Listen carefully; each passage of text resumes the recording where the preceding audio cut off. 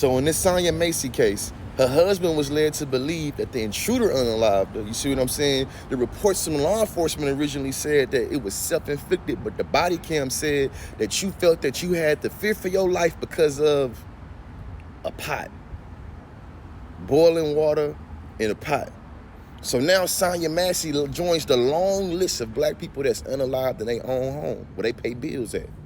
Atiana Jefferson, Botham Jean, Roger Fortson, Breonna Taylor, just to name a few. And for the officer that used lethal force when he seen a boiling water and being told, I rebuke you in the name of Jesus, you know what he said?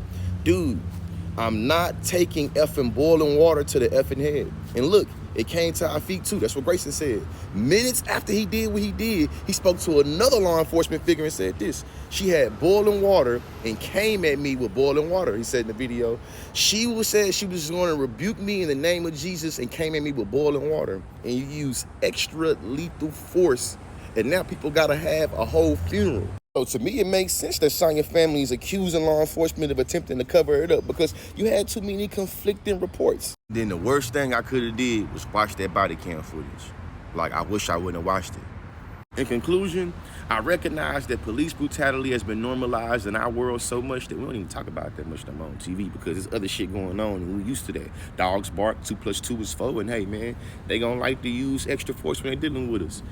Sonya Massey had paranoid schizophrenia. Now pause. If you heard me say that and thought that I was justifying why she was shot by police, that's ableism. If you heard that and you said to yourself, well, you know, I can see why the cop was so frightened, that's ableism. When the cops first reported to her family that she had died, they first said it was due to suicide. Now I want you to put those two things together. Sonya Massey had paranoid schizophrenia, and the cops involved in killing her told her family that she had committed suicide. 30 to 50% of people killed by police have a disability or mental illness. In many cases, they call the police for help. Sonya Massey thought that there was somebody in her home and called the police for help. And they killed her and then said she died by suicide. And had that body camera footage not come out, which I would never watch, and don't encourage anybody else to watch, but had it not come out, the consensus among the public would be that this bad thing just happened to Sonya Massey because she was depressed and suicidal and had mental illness. That regardless of mental illness or not, the cop had the right to defend himself because of mental illness. Systemic ableism tells the public that bad things simply happen to disabled people. And that symptomatic or no, or whatever situation that disabled or mentally ill people are in, that violence is always justified to quell or restrain any sort of harm they may cause. Regardless of her diagnosis, she felt threatened in her home, which is why she called the police. And they executed her for fun. I'm still in shock, honestly, from all of this. Like, It's not real. This can't be real.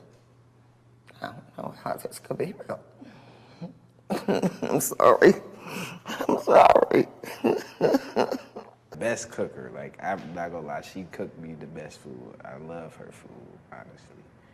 And like, she just, I don't know, she was just a ball of energy, like a ball of energy. She could talk to anybody, you know? Like, if she was right here right now, she'd be talking way better than me, because I don't know how to talk for real like her, honestly.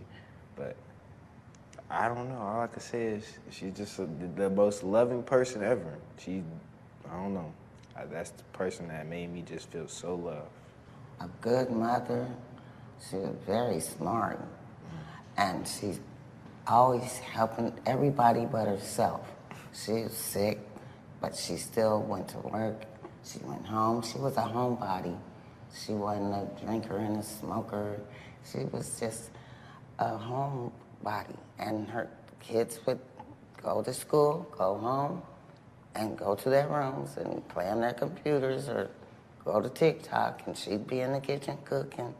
And that's all she did. She really was a homebody and a good mom. She said, "Don't hurt me."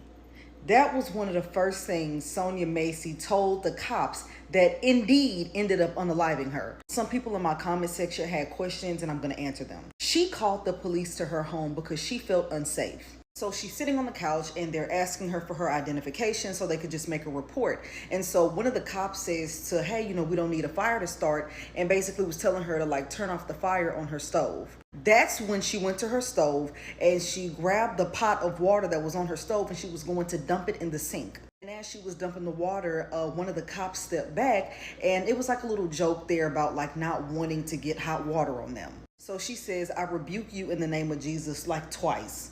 That's when the other cop got all turned up saying that he would pew her in her effing head. And that is what caused him to pull his firearm and do what he did. She had boiling water and came at me. No, she didn't. With boiling water. She said she was going to rebuke me in the name of Jesus and came at me with boiling water. I know a lot of people will not watch the video. I really don't recommend watching it anyways. But when the first shot rang,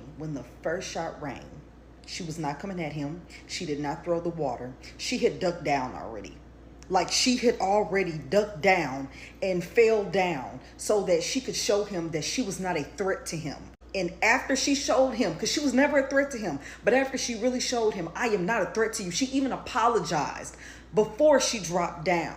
He still pew-pewed her. She has a pot of hot water that she went to dump because you told her to dump it. If you even felt like hot water would ever be a threat, why would you even notion her to go toward it? You have a firearm. You have the power in that situation. And he made the decision that her life needs to be taken. The article I read was posted a couple of hours ago, and they said that he was fired and he has been arrested. I do want him to go to jail, but it's not fair. A family is now without their family member, and Sonya done lost her life, and she didn't do nothing wrong. Y'all, I promise I really don't mean to be pessimistic, but this is something that don't seem to be stopping no time soon. It's case after case with people in our community being unalived by police for no reason at all. It's like you could easily become what you see, because that's why Sonya said, don't hurt me. Like, don't hurt me, because she knows what has happened with other people in our community and their encounters with police. Justice for Sonya. That's all I can say. So according to the Kentucky Attorney General, there will be a lot of celebrities and influencers that do not understand the facts when it comes to the Breonna Taylor's case. And instead, the celebrities and the influencers will talk about this issue in a way that fits their narrative. So the same state that's paying Breonna Taylor's family multi-million dollars in settlement say that there was no wrongdoing on behalf of the officers, but somehow we still have to use taxpayers' dollars to pay the family of Breonna Taylor. So why did y'all name the law after Breonna Taylor if nothing was done wrong? Why would you name a law in her name?